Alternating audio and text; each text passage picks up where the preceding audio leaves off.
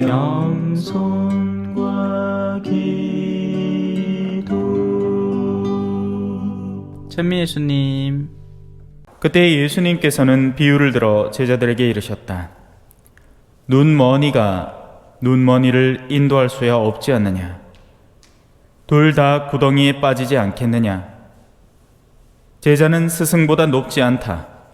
그러나 누구든지 다 배우고 나면 스승처럼 될 것이다. 너는 어찌하여 형제의 눈 속에 있는 티는 보면서 내 눈 속에 있는 들보는 깨닫지 못하느냐? 내 눈 속에 있는 들보는 보지 못하면서 어떻게 형제에게 아우야 가만 내 눈 속에 있는 티를 빼내주겠다 하고 말할 수 있느냐? 위선자야, 먼저 내 눈에서 들보를 빼내어라. 그래야 내가 형제의 눈에 있는 티를 뚜렷이 보고 빼낼 수 있을 것이다. 좋은 나무는 나쁜 열매를 맺지 않는다. 또 나쁜 나무는 좋은 열매를 맺지 않는다. 나무는 모두 그 열매를 보면 안다.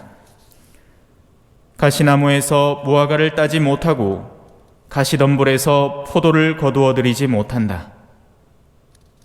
선한 사람은 마음의 선한 곳간에서 선한 것을 내놓고 악한 자는 악한 곳간에서 악한 것을 내놓는다.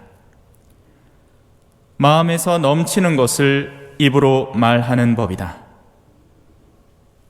주님의 말씀입니다.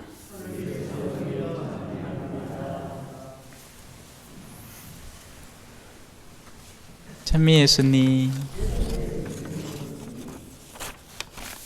한 주간 잘 보내셨어요? 요새 세계적으로도 시끌시끌하고 또 우리나라는 우리나라대로 시끌시끌합니다. 그죠? 예. 휘말려 들지 않았으면 좋겠습니다. 자기 자신이 의롭다고 생각하는 사람은 흔히 싸움을 즐겨합니다. 그래서 그런데 휘말리지 않았으면 좋겠어요. 여러분들을 자꾸 화내게 만드는 어떤 내용을 자기 스스로 찾아낸다면, 그리고 그것을 즐겨본다면 마음은 시궁창이 되어갈 겁니다.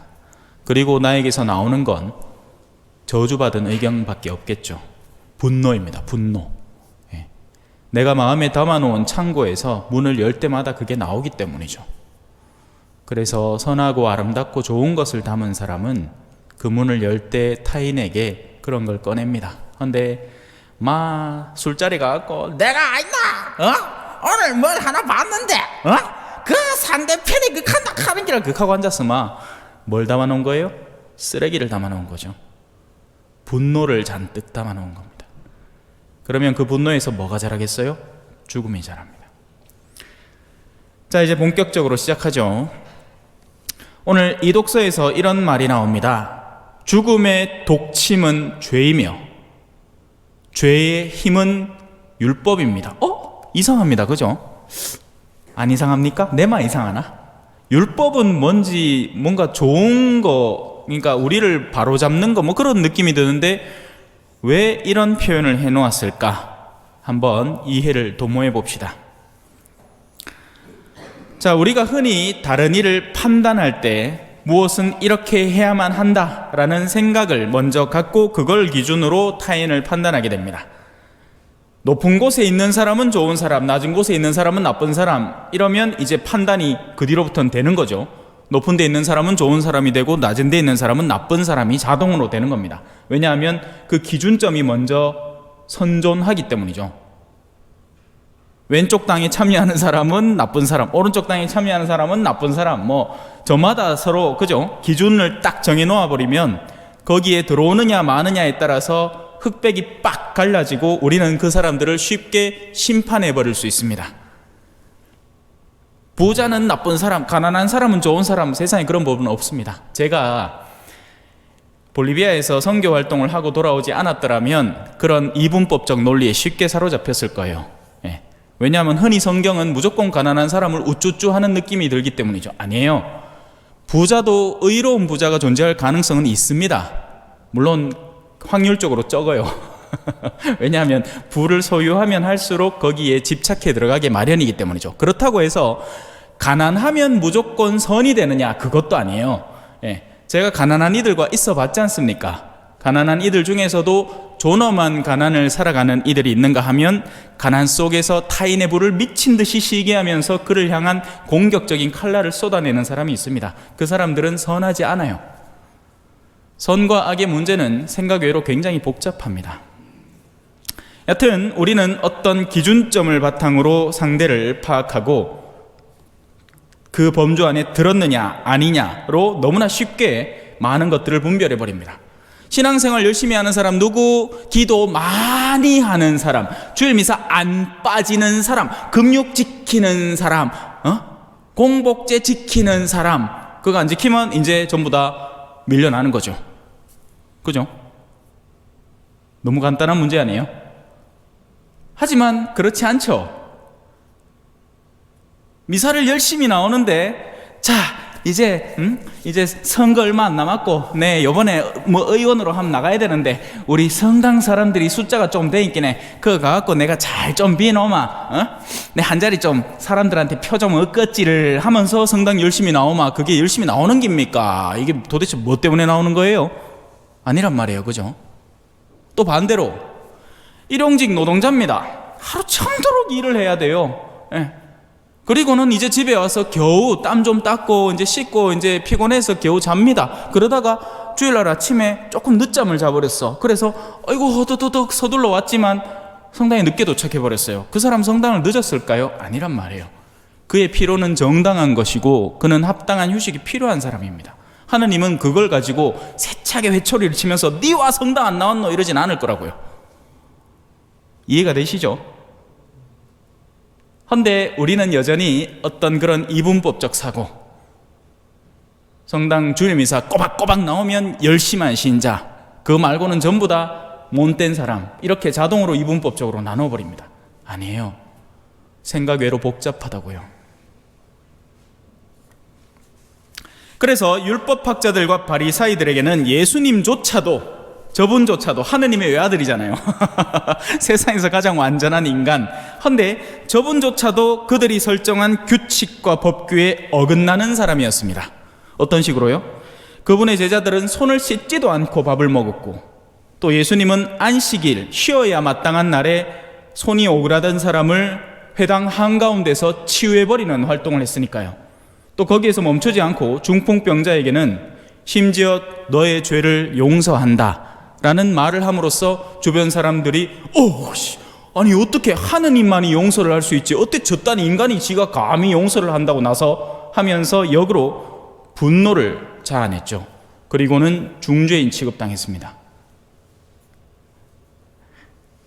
하느님의 아들을 심판하는 그 마음은 얼마나 교만할까요? 자기가 뭐라도 된다는 양, 그죠? 이런 규칙과 법규는 다른 이의 흠을 찾아내고 옳가매는 데 주로 쓰입니다. 이건 여러분들이 쉽게 이해할 수 있어요. 과속 카메라 있지 않습니까? 그게 뭐 하는 데 쓰여요? 속도 어기는 사람 잡아내는 데 쓰죠? 그죠? 속도 지키는 사람 칭찬해 줍니까? 그 카메라가 아이고 니는 속도 제대로 지키갖고 도로 주행을 하네, 내가 니한테 상품권 하나 보내줄게 하는 그런 카메라가 어디 있습니까? 속도 카메라는 법규를 위한 도구가 있어서 그것을 지키지 않는 이가 죄인으로 적발되기 위해서 존재하는 겁니다. 그죠? 우리가 이런 시선을 견지한다면, 그러니까 율법과 법규의 시선을 견지한다면 온통 타인의 죄만 보입니다. 절마 저거 죄인이가 아이가, 냉담자가 아이가, 뭐 이런 거. 예. 율법은 죄를 어긴 사람을 찾아내서 벌 주는 용도로 흔히 쓰이기 때문입니다. 그것을 지킨다고 상을 받지는 않죠. 왜냐하면 그걸 지키는 건 원래부터 그렇게 해야 하는 일이기 때문입니다. 도로에서 규정 속도 지켰다고 상 주는 사람 없고, 또 신호등 잘 지킨다고 누가 사탕 하나 더 주지 않습니다. 그건 우리 사회의 약속이고 그렇게 해야만 하는 거죠. 그래서 법규라는 것, 규칙이라는 것, 율법이라는 것은 죄를 드러내는 겁니다. 그래서 이제 한 단계가 이해가 돼야 됩니다. 죄의 힘은 율법이 되는 거죠. 율법이 존재하니까 죄가 드러나는 겁니다. 자기의 존재감을 환하게 떨치는 거죠. 이런 것들은 어겼으니까 죄요. 당신은 죄인이요. 율법이 존재하니까 죄가 힘을 갖는 겁니다. 잘 따라오고 계시죠? 네.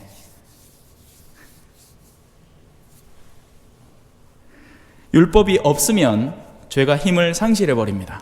카메라가 없으면 죄이고 아니고가 어디 있어요, 그죠? 자기가 그냥 알맞다는 속도대로 다 가면 그만입니다, 그죠? 옷에 그래 답답해 죽겠잖아요, 그죠? 시내 어디 지나가려고 하마 어린이 보호구 이러고 30km래. 그리고 여지없이 카메라가 거기서 노려보고 있습니다, 그죠? 네.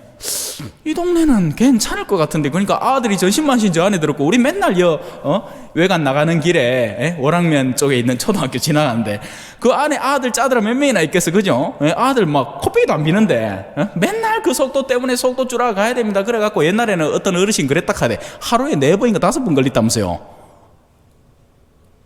웃기는 일 아니에요? 무엇을 위한 규정인 겁니까 도대체, 그죠? 민식이법은 도대체 누구를 위한 거냐고요. 물론 그걸로 인해서 보호받는 아이들이 생겨날 수는 있겠지만, 어떤 아저씨가 그죠? 그렇게 지나친 법규와 규제로 자신의 생업을 다 파탄내버리면 그 가족의 자녀들은 어떻게 되는 겁니까? 강한 규정은 강한 죄인을 만들어내고 강한 결과를 낳게 하는 거죠. 그래서 죄의 힘은 율법이 된다는 겁니다. 자, 어린아이에게는 벌거벗고 다닌다고 해서 그것이 죄가 되지는 않습니다. 그죠? 어릴 때 우리 이런 시골 같은 데에서는 특히나 얼라들 여름 같은 데 더워 죽겠는데 뭘 자꾸 잎이 그냥 길에 내놓고 댕기고 그랬지.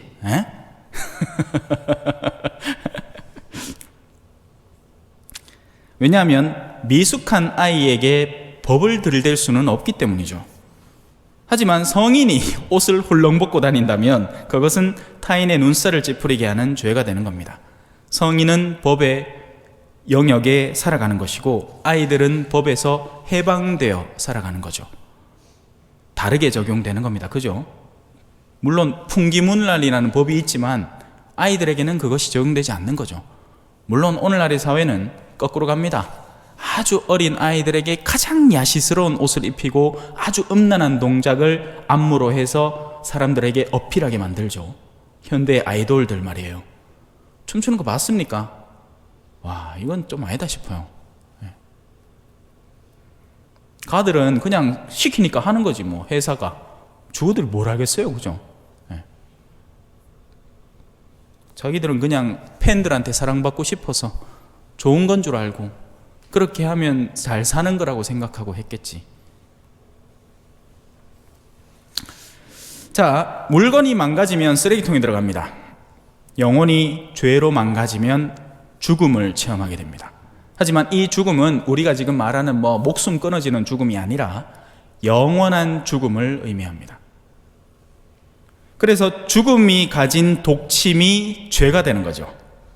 죽음이 왜 우리 이제 벌들한테 쏘이면 벌 속에 있는 독이 그 침을 통해서 들어오지 않습니까? 그죠? 죄라는 침이 존재하는데 그 죄가 사람을 찌르면 거기에서 죽음이라는 독액이 그 안에 들어가서 그를 죽여버리게 되는 거죠. 그래서 죄를 지으면 마음이 묵직한 게입니다. 영혼이 죽어가고 있기 때문이죠. 여러분들의 마음을 잘 살펴보셔야 돼요.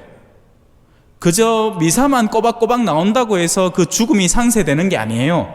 진정한 회개를 통해서 하느님 앞에 솔직한 뉘우침과 이 하느님과의 화해를 통해서 죄가 없어집니다. 그저 그냥 율법적 규정을 충실히 지킨다고 해서 내 죄가 상쇄되는 게 아니죠. 착각하시면 안 돼요. 그래서 제가 기를 쓰고 고해성사 주려는 겁니다. 안 써먹어서 그렇지. 그죠?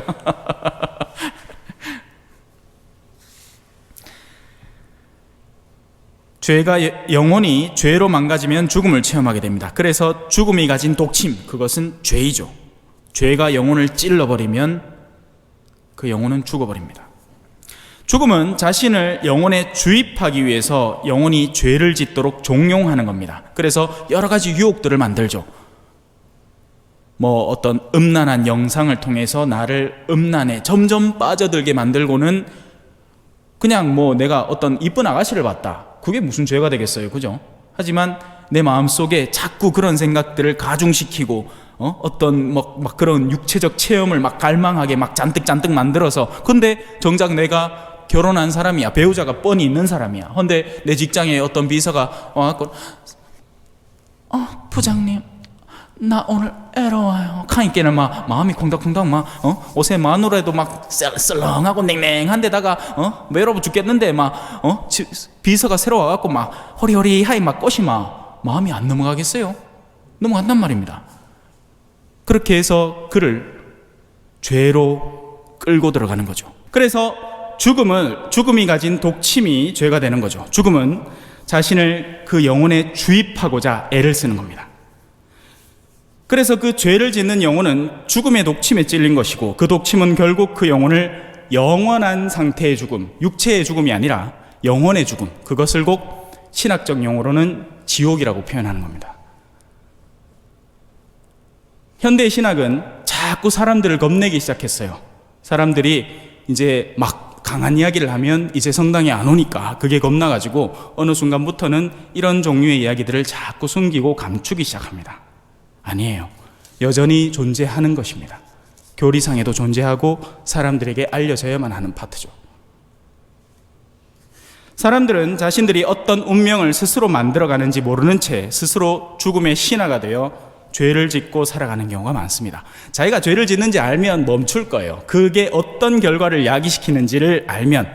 담배를 피는 사람이 폐암이 다가오면 그 무게감을 자기가 느끼면 비로소 담배를 끊게 될 겁니다. 하지만 아니죠. 최종적인 결과는 뒤늦게 다가옵니다. 그래서 자신이 그 행위를 하는 동안에는 그 행위의 쾌락이 나에게 전달되는 거죠. 그래서 그들은 멈추지 않는 겁니다. 지금 자기가 하는 활동이 좋다고 생각하기 때문이에요. 그리고 그런 그들이 강박적으로 매달리는 파트가 바로 율법입니다.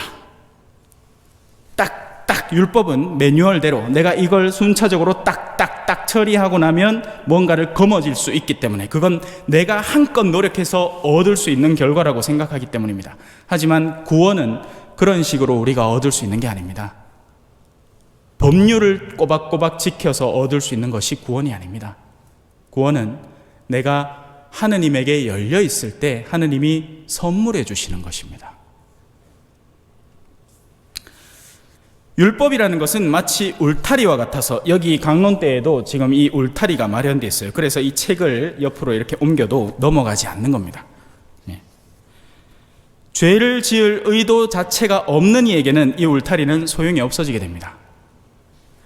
내가 양우리 안에 있고 목자가 저 가운데 있다면 목자에게 더 다가가고 싶은 양은 울타리가 소용이 없는 겁니다. 울타리는 목장 밖으로 나가고 싶어하는 양들에게 소요되는 거죠. 나가지 말라고. 또 반대로 목장 안으로 들어오려고 하는 이리떼에게 소용되는 겁니다. 들어와서 양들을 해치지 말라고. 그러나 죄를 지을 의도가 있는 사람에게는 내가 어느 선까지 왔는지, 이 책이 이 가운데 가만히 있으면 이 옆에 있는 이 칸막이가 아무 소용이 없겠죠. 하지만 이 책이 언제든지 나갈 의도가 있다면 여기에 툭툭 걸리기 시작하는 겁니다. 그래서 율법이라는 것은 우리가 밖으로 나가고 싶어 할 때 우리를 가로막는 거죠. 신호를 어기고 싶을 때 신호등이 걸리는 거고요. 속도를 과하게 내고 싶을 때 카메라가 걸리는 겁니다. 그래서 울타리 근처에서 노는 사람 치고 죄에 관심이 없는 사람이 없습니다. 죄에 관심이 있는 사람은 항상 울타리를 점검하죠. 내가 어느 울타리 근처에 있나. 죄를 지으려는 의도가 있으니 항상 그에 상하는 율법을 살펴보는 것입니다. 우리가 이런 내면의 상태로 살아가면 절대로 행복해질 수가 없습니다. 율법의 경계선에서 노는 사람은 언제나 강박적이고 불만족스럽고 타인을 심판관처럼 내려다보는 사람입니다. 그래서 그는 결국 불행해질 수밖에 없습니다. 모든 것이 뒤틀려 있는 것처럼 보이기 때문이죠. 그리고 그 불행의 결과로 독침에 찔려서 죽음을 맛보게 될 겁니다. 이것이 죄와 죽음과 율법 안에 내재되어 있는 원리입니다.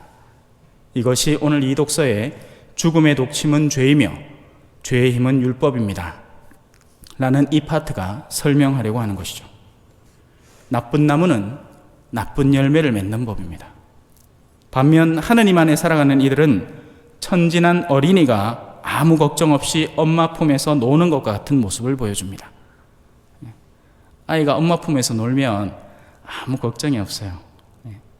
우리 복돌이는 제 옆에만 있으면 아무것도 두렵지 않습니다. 제가 밖에 싹 나가서 제가 이제 강아지용 카메라 있거든요. 그걸로 방안을 보면 문 앞에 가만히 기다리고 있어요. 암만 재미있는 장난감이 있고 암만 맛있는 간식이 있어도 마음이 기쁘지 않습니다. 그런데 저만 오면 그때부터 복돌이는 막 장난치고 활기를 되찾는 거죠. 좋은 나무는 좋은 열매를 맺는 법입니다. 그래서 저마다 마음에 넘치는 것이 입을 통해서 나오는 법이죠. 아멘. 찬미 예수님, 겸손과 기도.